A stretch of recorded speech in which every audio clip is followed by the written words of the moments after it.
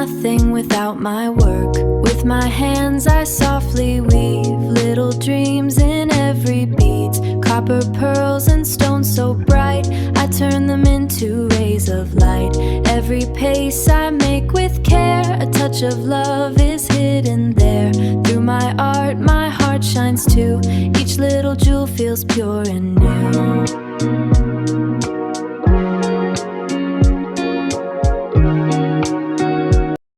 Hi everyone, welcome to Laila's Creations Jewelry. I hope you are all good.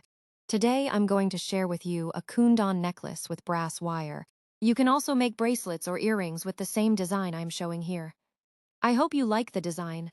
For this project I used 20 gauge brass wire, 26 gauge twisted brass wire, and 28 gauge wire, Rajasthani pearl Kundan beads, some cracked glass beads, and my regular wire wrapping tools. So let's watch the full video, and don't forget to write your opinion in the comment section. Always think positive and be creative. Have a nice day. Thank you.